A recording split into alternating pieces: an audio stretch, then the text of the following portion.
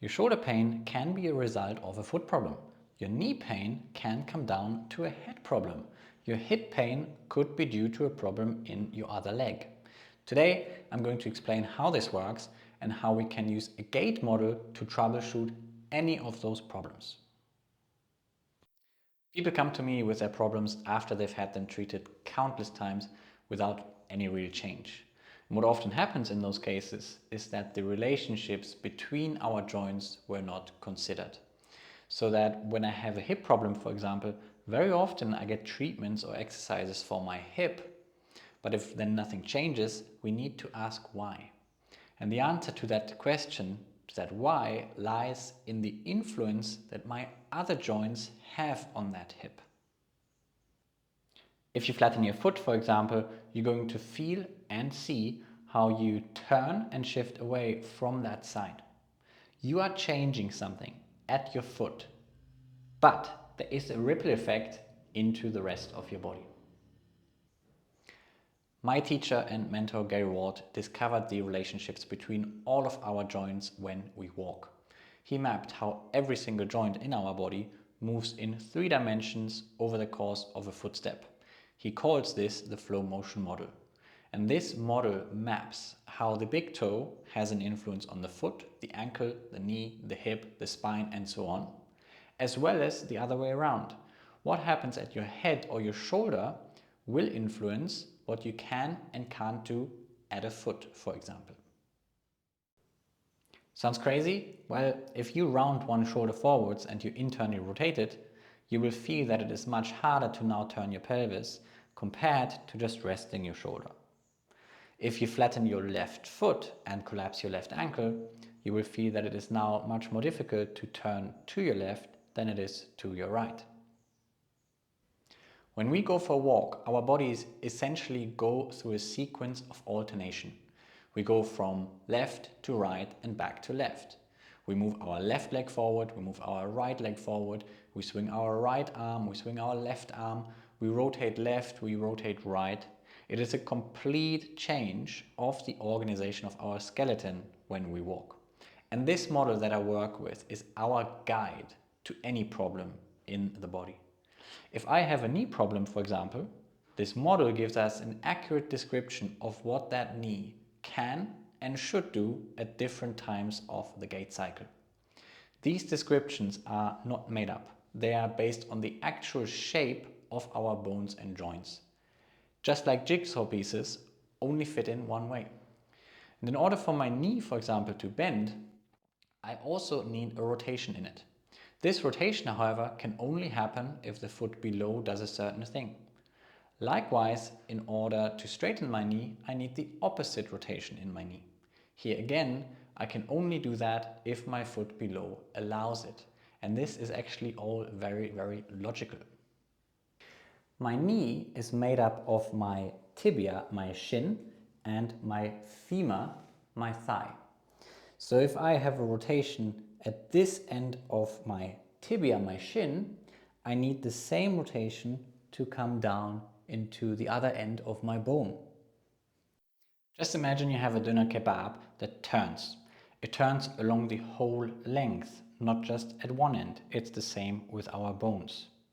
So then you can see how the knee would be unable to move if that bone down here can't turn. Why might it not turn?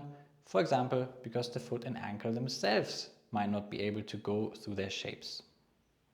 So we end up with 2 shapes in the knee, for example, that we would want to restore. And we know that these biomechanics can only happen if the foot below plays its part. If your feet and ankle cannot move, you can treat the knee all you want. When you go for a walk, it still won't move. And even within the foot, we have the same conversation. We want to restore what's called pronation and supination. These are descriptions of how all of these joints in the foot move in an organized way. All of these motions from the toe to the head are described in our map, which means we can work along a checklist. What can your problematic joint do and what can it not do? Once we know that, we can ask, well, what is required for it to do that? Could it be that all of your problems come down to one joint in your body that can't move, that holds back the potential for movement in your problem area? Repeatedly rubbing or strengthening the area in question would never give us the outcome that we want if that was the case. If we know what we can and cannot do, and if we know that there is a requirement of joint A to do something so that joint B can do that, then we really gain clarity that we can work with. When we restore these abilities, when we work our way through this checklist, then it gives our joints the chance to compress and decompress. It gives our muscles the chance to lengthen and to shorten. It gives our two sides of the body the chance to be loaded and offloaded. But this is not just about the knee or foot. This is a whole body conversation. We can move further up from the knee. The femur, part of the knee, has another end, which runs into the hip joint. So what can and can't I do at my hip?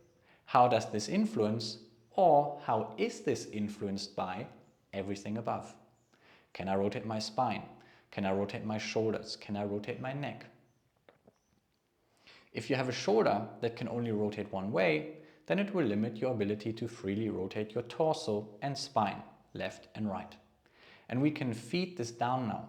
If that spine is always rotating one way, then it will have an impact on the pelvis and therefore the leg and the foot.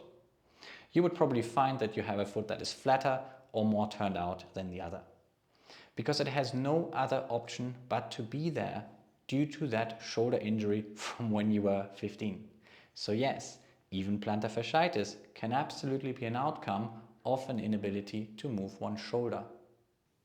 But also having a foot that is unable to move freely will feed up into your shoulders. If you have a shoulder that you can't lift freely, you might simply have a rotation in your body that is not allowing the shoulder to move in any other way. If I turn my ribcage slightly to the left, what you're going to see is that my right shoulder won't come up as high as my left shoulder. Likewise, my left horizontal abduction here will be very open, whereas my right one is blocked. I can quickly reverse that by simply turning the ribcage to the right.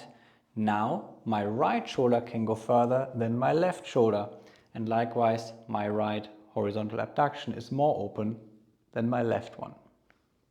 So if you have trouble in one shoulder when you lift something, recognize that this might just be it, and it might not be a shoulder problem that you need to work on. But where could this rotation come from? We've already talked about the feet and the pelvis. Could it be driven from a foot that is putting this rotation into your body? That's what we check with the help of this map. This might sound complicated, but it isn't. It's very clear because the joint motions are real and we know what they are. Since we know this, we can literally work along a checklist to find out what is actually holding you back, in order to then restore those movements that really matter.